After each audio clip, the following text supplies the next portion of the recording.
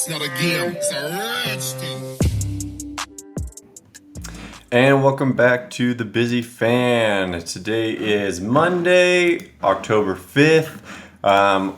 Obviously, since it's Monday today, we had a big NFL day yesterday. We'll talk about some of the key games, some of the exciting games that happened, and then also show you how it affects the standings right now. We also have some MLB action to get caught up on. The wild card series, which again was different than wild cards in the past, which used to just be teams that didn't win their division, right? So if you didn't win your division, but you were still like a wild card team, so that means like the next best, then you're able to go play in a wild card game. That was not it this go around because of the coronavirus. Every team who made the playoffs was a wild card team, and so there was like 16 teams in total, right? And they played it out, best of 3 series. So that round is over. We'll show you the bracket, show you where that's all at now.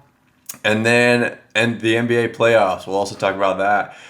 The Heat Lakers played yesterday. We'll get you caught up on everything you need to know there. So let's actually start there since that's the finals, right? So that's the biggest news right now. So the Heat won yesterday. They beat the Lakers. What was the final score? Like 108-115, I believe. Let me confirm that for you. But the big thing here is that makes a series. The Lakers are now up 2-1. It felt like it would be very easy for them to sweep and go 4-0. I've been like big proponents of the Heat and thought that they would put up a good fight, except for I didn't know that in the first game two of their best players would get hurt, right? Their point guard, Dragic, got hurt, and then Bam Adebayo, their center, got hurt. And I think that Bam was going to be the biggest difference maker in the series. I thought he going off would be the best chance for the Heat to win. So after that all happened, I was like, wow, I don't know about the Heat now. Like, I don't know if they have a chance. But yesterday, that score was 115-104. I have it right here. And let's go over a little bit of what happened there. So the main story, what everyone's going to be talking about, is Jimmy Butler, Jimmy Buckets, let's call him. He went off for 40 points in the game, and it's just straight like killer mode, right? Unstoppable. Is definitely going to take that for them to have any chance in this series without Dragic or Bam. I thought that like a Bam Dwight Howard or Bam JaVale McGee, I thought that he would be able to take like big advantage of that. Because with Anthony Davis playing power forward most of the time, I thought that would be like a huge piece for the Heat. But without that happening, they have no chance unless Jimmy Butler just goes off. And Jimmy talks, man. He let LeBron know like to be worried, right? He said like this isn't over. He's coming for him and all this stuff. If there's anybody in the NBA who I wouldn't want coming for me, it would be Jimmy Butler. He's ruthless, but he definitely went off. So it was a 40-point triple-double. He had 11 points and 13 rebounds. The rest of the team played like pretty good. You know, they had 1, 2, 3, 4, 5 in double figures, and then the next highest was 7. So getting like some good things going from the Heat. And really the bigger story was the Lakers didn't have it going, right? LeBron had 25 points, which for anybody having 25 points in the finals is awesome.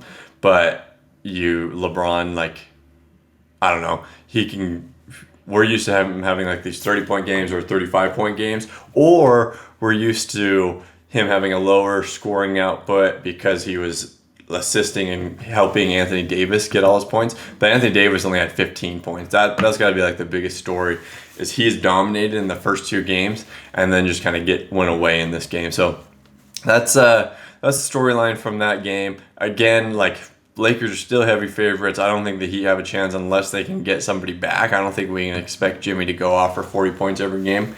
But it's awesome that it's 2-1, right? Instead of 3-0, make it more exciting. I guess we'll see what happens going forward.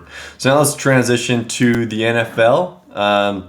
So we're going to talk about some of the exciting games that happen, but then also the ones that affect the standings and everything right now, right? So let me pull this up.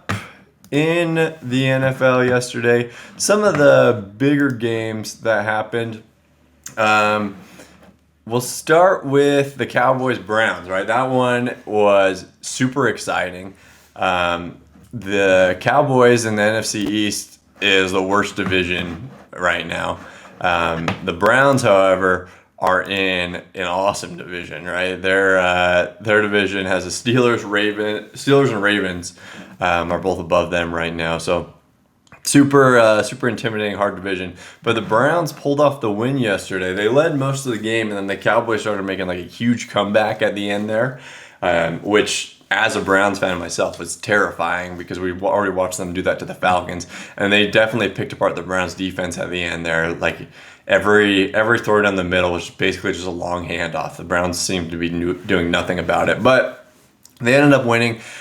Again, as a Browns fan, I am a little concerned about it because Baker Mayfield in this game and throughout the season really has proven to be super accurate when the receiver's chest plate is facing him, right? If the receiver can get his head around, look for the ball and come back to it, or be doing something like that, Baker Mayfield can put it on a dime like right between the numbers.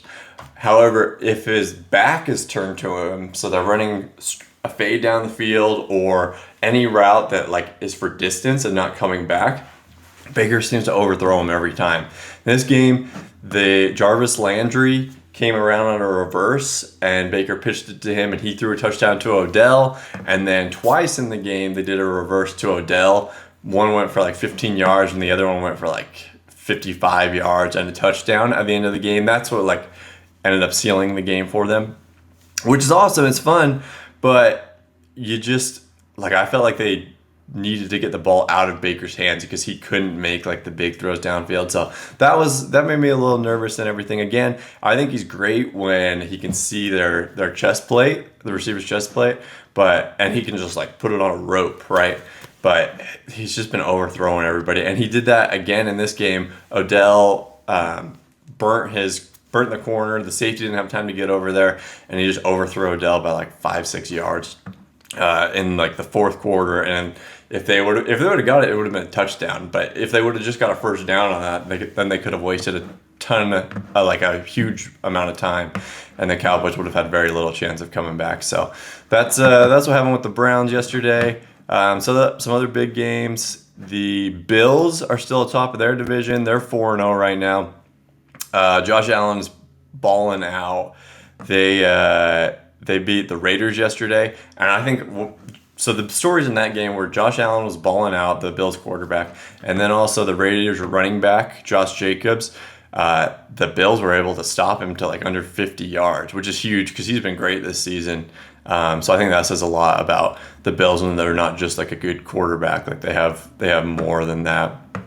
And then the Buccaneers beat the Chargers. Tom Brady threw 5 touchdowns in that game, and it was definitely like he put the team on his back at the end of the game, which we're used to seeing from Tom, but kind of thought like he might be washed up and not able to do that anymore. So that was big. It was nice to see that happening for him. And then last night, the late game, it was pretty boring actually. The score was 20-25, but the Eagles beat the 49ers, which would be a big deal, except for Jimmy Garoppolo, the 49ers quarterback, was out. There's no way the Eagles would have beat them if he was there. The Eagles just aren't very good, right? But they won a game now. I think they're like 1-2-1, which puts them atop the terrible NFC East. So I'm sure they're happy to just get a win any way they can. So that's what's going on there in the MLB. Let's go over this real fast, tell you what to expect going over. Like I said, the first round, the wild card, is over. So now we will have the Dodgers playing the Padres. Let's see. So we got Dodgers, Padres. We have Marlins and the Braves. Tampa Bay and the Yankees, and then the Astros and the A's. Big things we're looking for here. We want the Astros to get out because they're public enemy number 1. Tampa Bay and Yankees should be a good series. Like I said, Yankees can go off and just dominate anyone, or they just might not show up. You never know what to expect with them. So that's some of the big things we're looking for going forward. Big day in sports yesterday. We'll keep you up on what's going on, and thanks for being a busy fan.